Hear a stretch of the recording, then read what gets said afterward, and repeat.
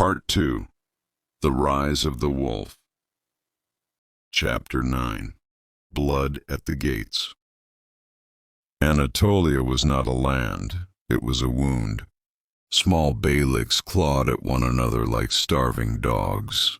Every city had its lord, every lord his enemies, and every alliance the lifespan of a candle. Faith united the people, but ambition divided their rulers. Iskandar entered this chaos as a nobody. Within weeks men began to notice him. He fought in border skirmishes for the beylik of Karaman, not out of loyalty but survival. His blade was precise, his silence unsettling. He never celebrated victory. He never boasted. He prayed after killing. Soldiers whispered a name for him: the Wolf of the East. Chapter 10. A Leader Without a Crown. The Karaman Bey, Alaeddin Pasha, summoned Iskandar after a decisive ambush against a rival force. "You fight like a man who has lost everything," Alaeddin said. "I fight like a man who refuses to lose again," Iskandar replied. Alaeddin laughed and offered him command of a small regiment. Iskandar accepted. He reorganized the unit ruthlessly. Cowards were dismissed. Thieves were punished. Discipline became law. Within months, the regiment became feared not for its numbers, but its unity. For the first time since his father's death, Iskandar commanded not just men, but loyalty. Chapter 11. The Scholar's Shadow.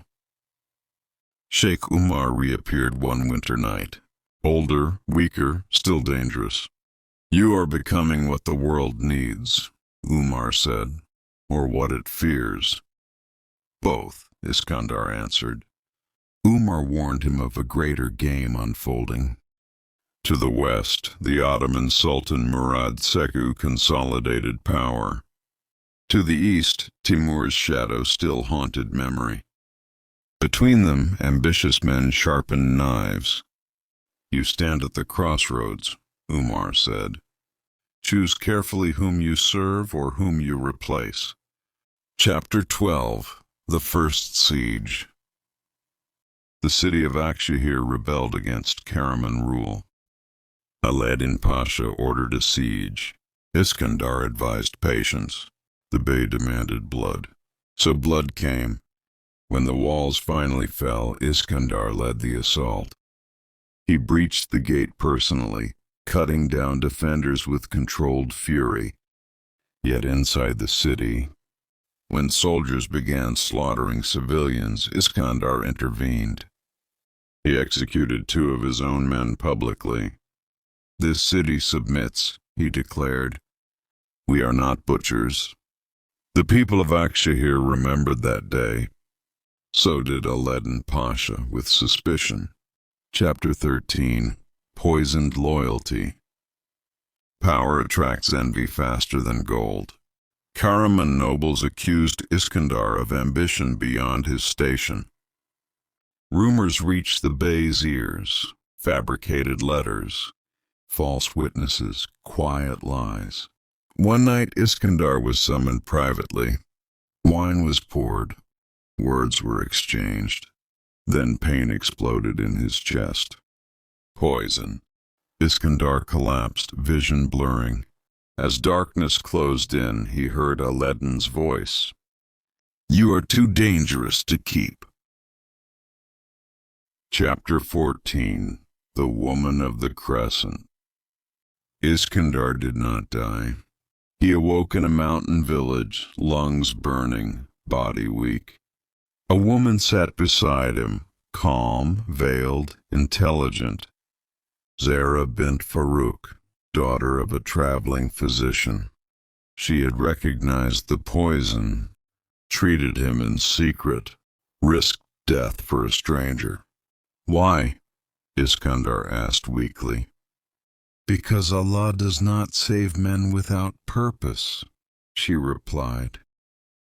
During weeks of recovery, they spoke of faith, justice, and the price of power.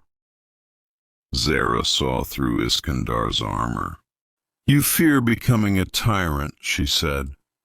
"I fear becoming nothing," he answered. Something human stirred in him, dangerous, fragile. Chapter 15. Death of a Name.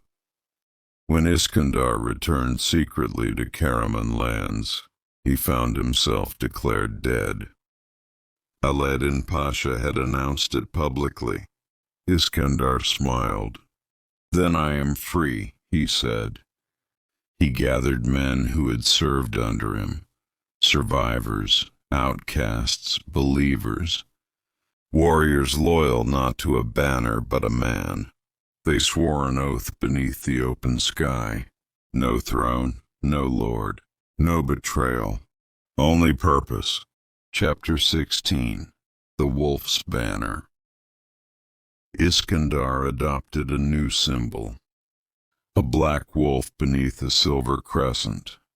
His force struck swiftly, defeating bandits, protecting caravans, liberating villages crushed by corrupt rulers. He took no taxes, only loyalty. People spoke his name openly now.